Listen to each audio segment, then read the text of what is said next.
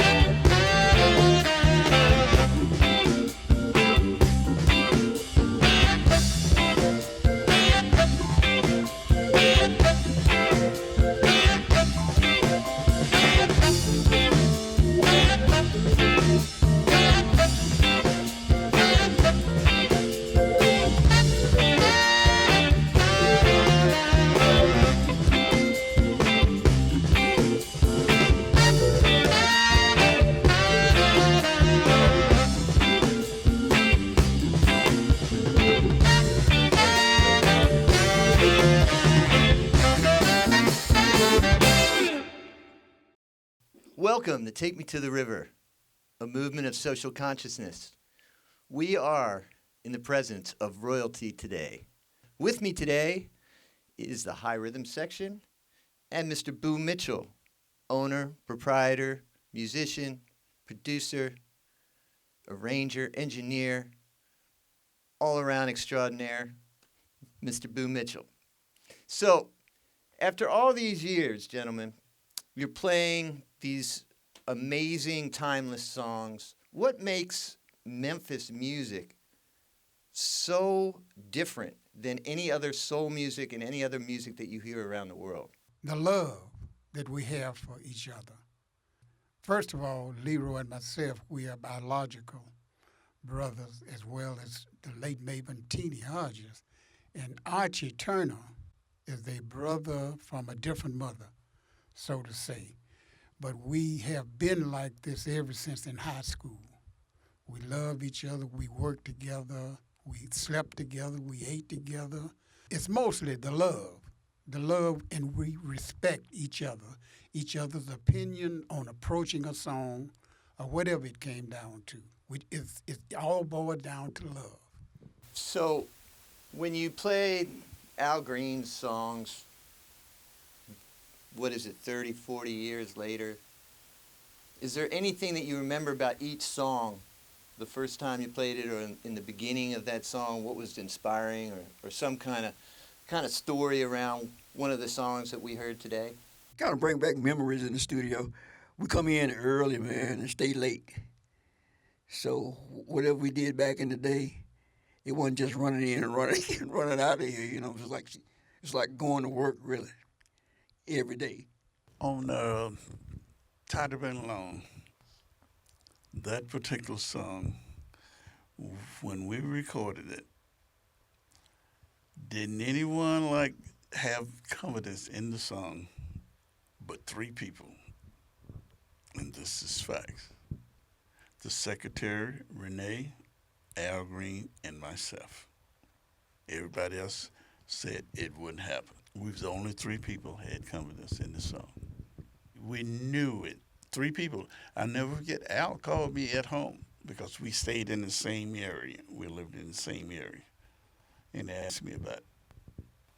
And it was the only three people that had confidence in it. And that was Al, Renee, Kirk, and myself.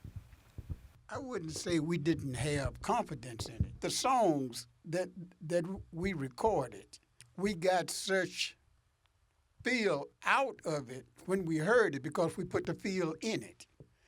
We were together. Flick knew where he was going. I knew where Flick was going. Hubby knew where Teeny was going. Teeny knew where Hubby was going, and they all knew where I was going, as well as Howard, the drummer. So it was a locked in thing when we recorded. And he says that we didn't think, didn't anyone have that, feel that it was going to happen. Everyone we recorded, I felt something special about that song because we had put something special in it. We had put ourselves in it. Well, there's something magical about how you all could wrap around Al's vocals. It created a sound like nothing else, like no other. Boo, do you remember what Pops would say, in terms of creating that Al Green sound? Because you guys played and backed up so many acts, but it was never the same as it was with Al. The sound that Pop got on Al Green, what he always told me, he was like, I wanted sunshine on the top and thunder on the bottom. And Pop basically invented the Memphis soul sound in the 50s. And everybody else kind of capitalized off of his sound because just like the Marquis were going to be a bluegrass band. They were a bluegrass band. And they used to sneak into the Plantation Inn and watch the Willie Mitchell combo. And they came and told their parents, "Hey, we don't want to play these fiddles anymore. We want some horns like the Willie Mitchell band." So that's how Stax came about, and and they took the sound and ran with it. And by the time Pop got to Al, he reinvented the Memphis sound. He said, "Okay, everybody got the original thing. I want to take it somewhere else." So that's, when he started making it a little more sophisticated and putting the strings and see most of the Memphis classic soul records got three horns: the baritone, trumpet, and tenor. When Pop got to Al, he put 5 horns on. All the Al Green stuff got 5 or 6 horns on. Some of them, like Love and Happiness, got a bass trombone on it. That was part of Pop, reinventing the Memphis sound. He had these cats thunder on the bottom. And Al Green lighting on top. When Al came along, he brought something different to it. we all love challenges. And when Willie got a hold to Al's voice, see, because Al, I would go over to his house, and he would be sitting in the middle of the floor. He would have a Jackie Wilson, Jane Brown, Ray Charles, Sam Cooke. He would have all these albums in the floor. And I was wondering, I said, what do you have all these? He said, I'm trying to find myself. So when Willie got him, Willie carried him somewhere else. But he never did forget where he came from. So he would get his in as well. And Teeny and Al was working so close together. They all just kind of came up with the groove, and we would get together and we would get the song, make the song up. They liked the chart. They like looking at a chart. I hate charts. I want to learn the song. I want to know the lyrics. Let me know what you're saying, and let us go. And then I can record it. And that's how I let myself, be, expressive in the song, because I've learned the song. But they wasn't that they didn't know the song, but they just loved looking at charts. But I don't like the chart. But I will use it if necessary. That's called being sure. Y'all give it up for my good friend, the soul singer, Mr. Marcus Scott. Come on.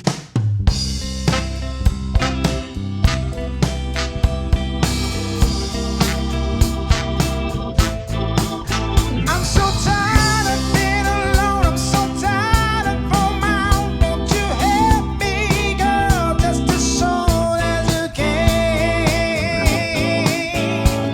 People say that I found a way to make you say that you love me. Hey, baby, it ain't go for that. I was just a natural fan. And that I wanna come back, honey. Show me where it's. I'm tired of being alone. I'm so tired of on my own. Won't you help me, girl, just as soon as you can? I guess you know that I love you so, even though you don't want me no more. Hey, hey, hey, hey.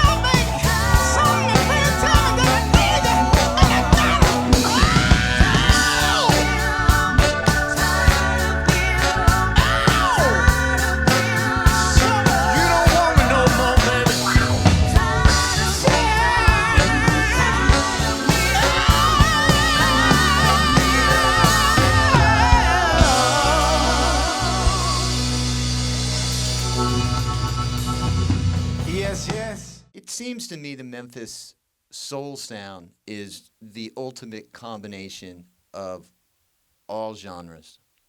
It's inclusive. It takes that hill country music, down and dirty blues. It takes the gospel, the country end of it, even the Appalachian sort of feel to it, right? The heart, the soul is what really wraps it all together. And I think is that what we're talking about? I remember one time we were in recording, and all of a sudden, we had guests to come in. The whole stacks, musicians, that I think Otis Redding, Isaac Hayes, the Barcades, they all came in to listen to us record. And then all of a sudden, they disappeared because they had heard something. See, for one, they had said that we had looked up on that first gold record, tired of being alone. They said that was luck. We won't do it. That's true. They said that. They didn't want to get another one. We came back and did another one. Well, you won't get another one. Next one, they was coming through the door. And then when they ran out, we did 26 gold and platinums in a row right in here. Next song we gotta do is an oldie but goodie. Every Memphian know it.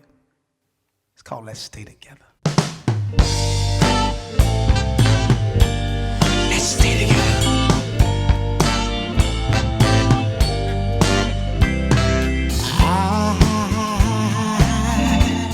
I'm so in love with you. Whatever you want to do is all right with me. 'Cause you make me feel so brand new. And I want to spend my life with you. Let me say, baby, since we've been together, oh, loving you forever is what I need. Let me be the one you come running to. 'Cause I'll never be untrue. Oh, baby, let's stay together.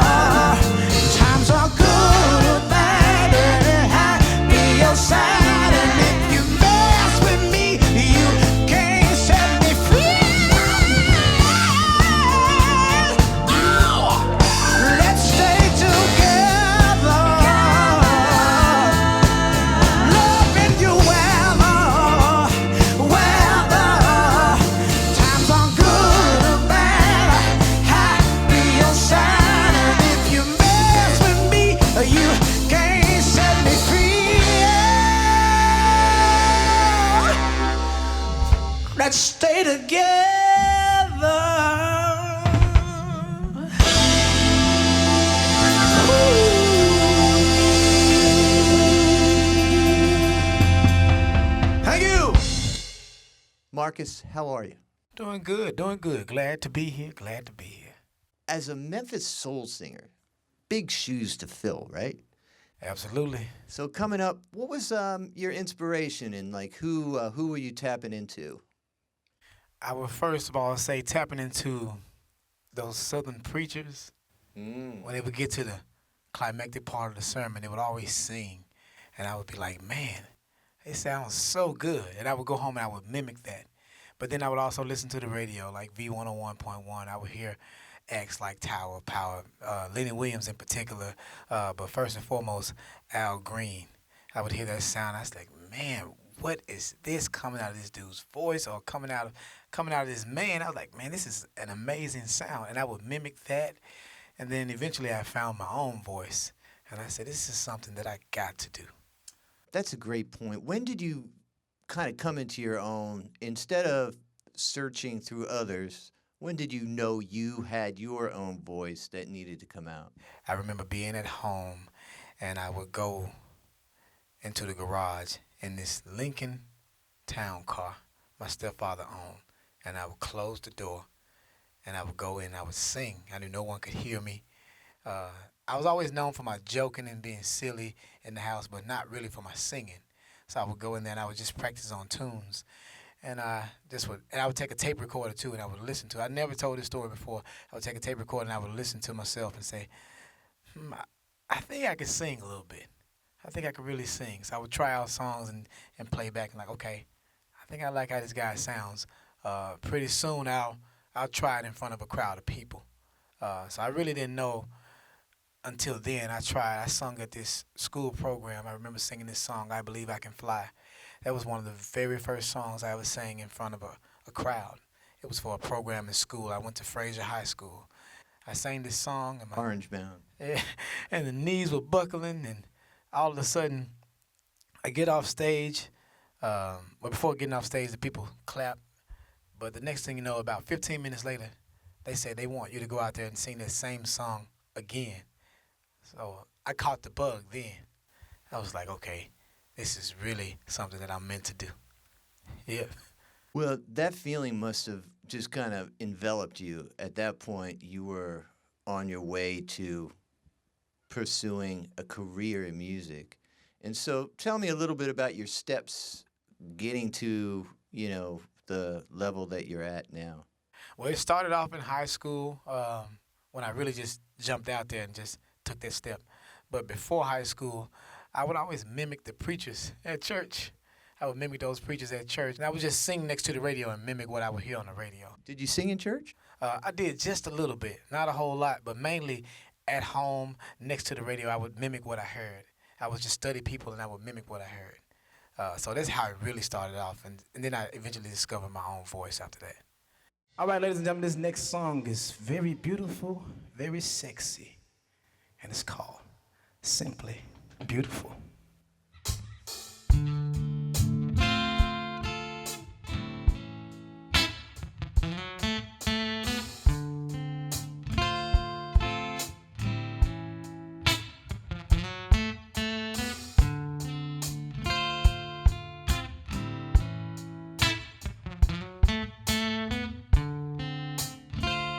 If I gave you my love,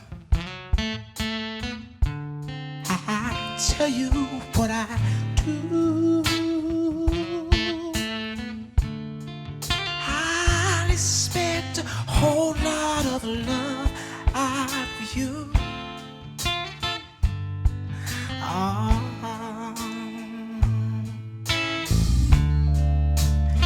You got to be good to me.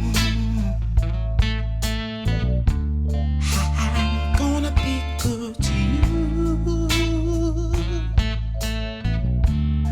There's a whole lot of things you and I could do.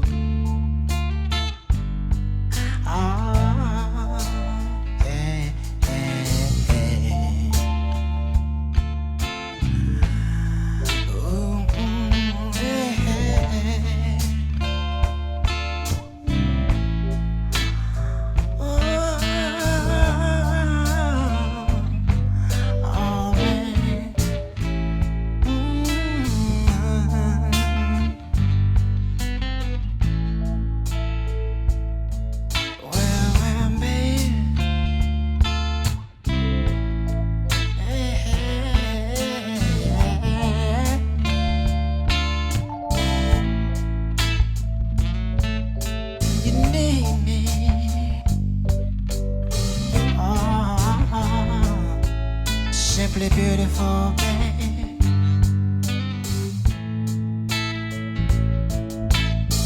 When you need me, I'll be right there for you.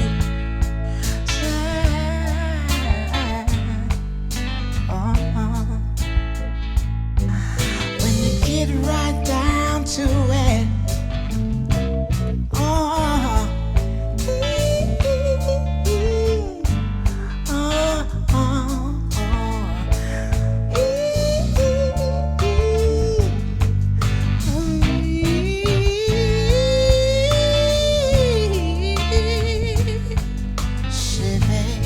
sometimes I fold my arms and say,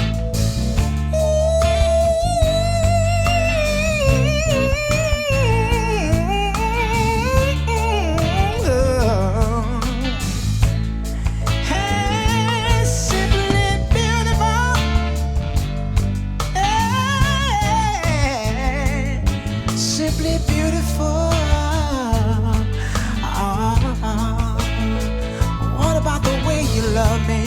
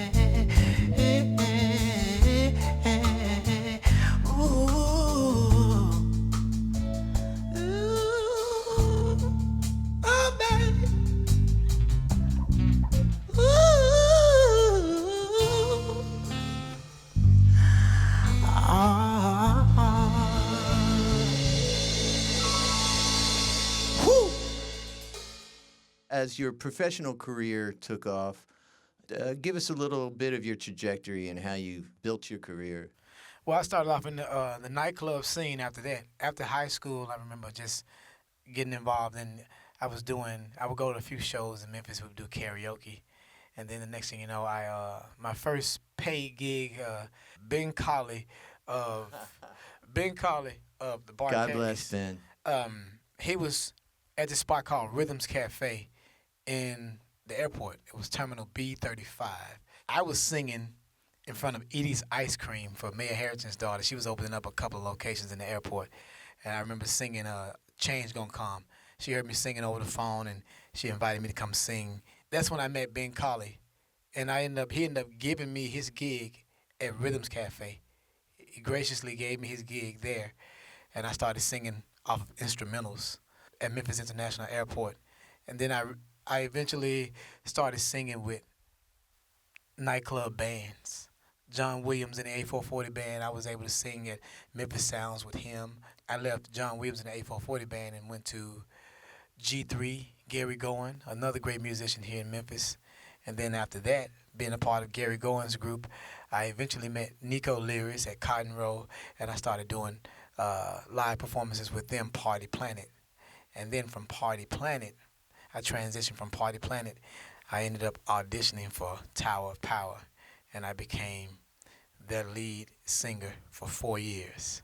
So that's pretty much been the journey from singing in front of Edie's Ice Cream, well, doing karaoke, then singing in front of Edie's Ice Cream, and then eventually getting this gig, which was graciously handed to me from Ben Colley, and taking that on and just putting my heart into it, and then eventually transitioning from there to singing with bands.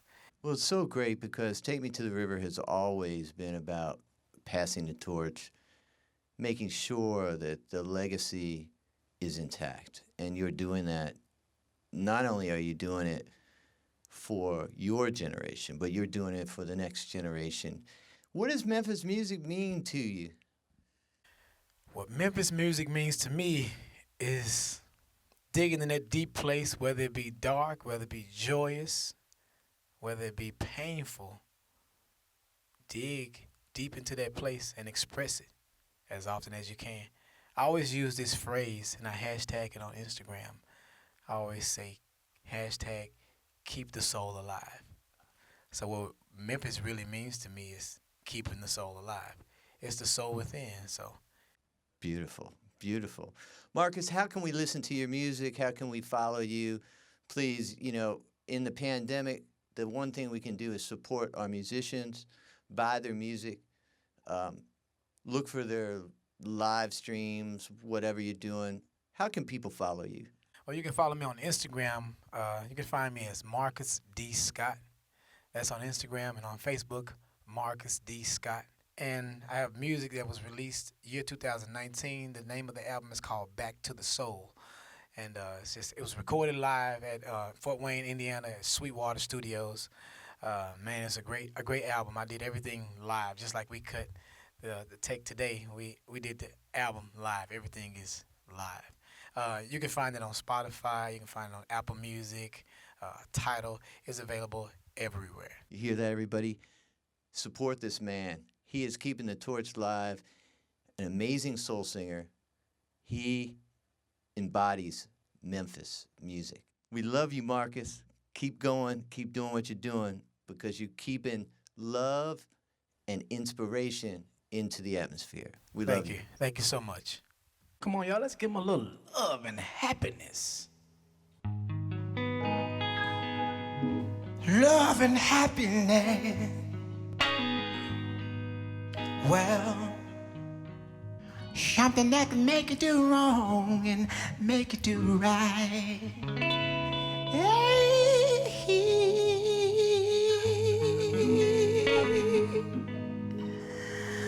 Love.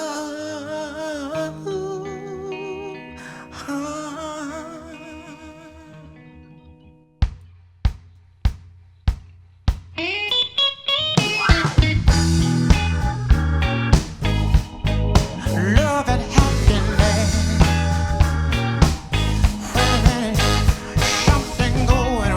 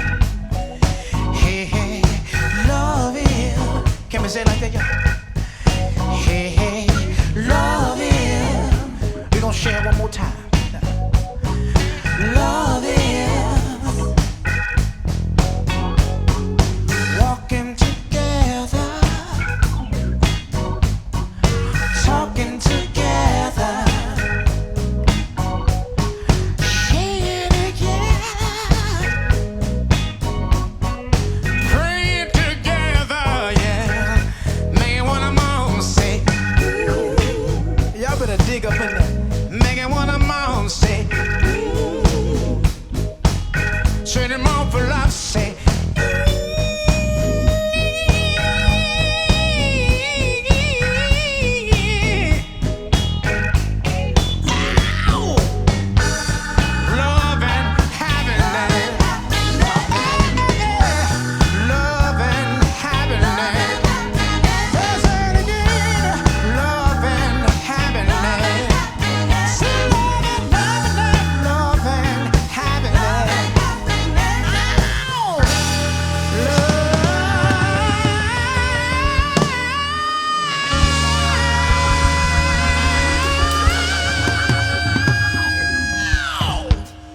Love and happiness.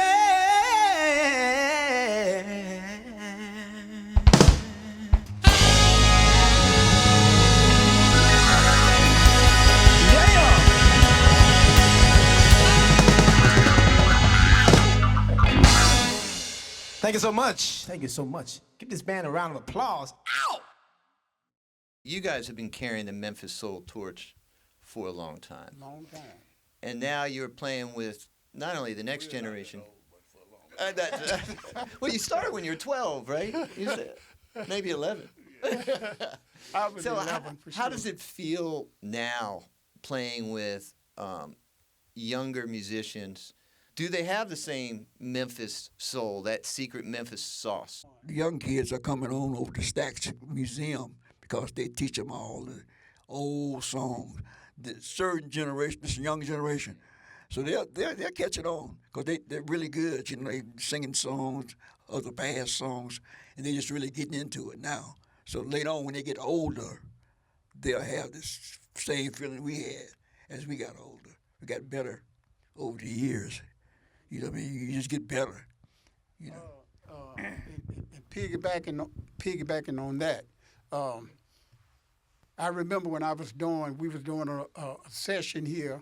I forget if it was Al Green, I don't know who it was, but Willie Mitchell was sitting in the control room. Willie says, wait a minute. He says, Charles, he said, what are you playing? He said, I don't want to hear no effing Jimmy Smith. You know, I don't have to tell you I used to talk. He said, I don't want to hear no effing Jimmy Smith. He said, I want to hear Charles Hodges. See, Willie gave me a nickname when we was traveling, Do Funny. I did a lot of little crazy stuff on organ, and it got him, and he just used to love being in the control room when he's playing stuff back. You'll see him over in the back marking me how I'm playing, you know, and he just got a really big kick out of it. He wanted to hear me, and if you listen to the Al Green records, see, I started off playing piano. Then when Hubby got out of the military, Hubby came and got on piano, but then I went to the organ, like for instance, Love and Happiness. I started on organ. Yeah, Love and Happiness. Yeah, Love and Happiness. I was playing piano on it. We cut the session that night. He said, we'll come back tomorrow morning and we'll do it again. So we got back the next day. He got us, sound check, and he told Al, Tina, Hubby, and myself, said, I know what y'all want to do. So we went and had our little happy break. And we came back, while we were back there, I told Al, I said, Al, I know what's wrong. He said, what? I said, I need to be on organ. He said, huh? I said, I need to be on organ. He said, let's go. We came back in, the organ still sitting in the same spot. We came in, I cranked the organ up. Willie and Al Jackson was in the control room. And they hollered, hey, Charles, what you doing, man? I said, come on, get back on piano. We getting ready to cut this thing. So I said, no, man, let me try the organ. I can hear the organ on it. He said, no, man, cut that thing off and come back and get on the piano. Al said, hey, the man want to try the organ. Let him try the organ. So Willie said, well, okay. So I turned it on. He said, give me a sound. I gave him the sound. Told how I prepared it off. So, of course, it came off of that Coca-Cola case. I had played about 4 bars. They said, stop it. They said, that's it. Let's cut it. Oh, I love it. I love it. Man, it is so good to have you all here in one place playing music. Boo, you're an amazing producer, engineer, studio owner. You guys, there's nothing more that can be said except the moment I introduce you in the Rock and Roll Hall of Fame. Amen. So I'm making it my personal mission to make sure that these fellas, 26 gold and platinum records in a row. Yep. And Al Green is the only artist from Memphis to have 6 #1 albums consecutively. Not Elvis, not anybody. Al Green, and that's these guys. Well, remember, Grammy nominated, soon to be Rock and Roll Hall of Fame inductees. Many, many gold, platinum records, but most importantly, my friends and the greatest torchbearers of Memphis soul. Amen. We love you guys, and thank you. All right, Dr. Martin. That's a wrap.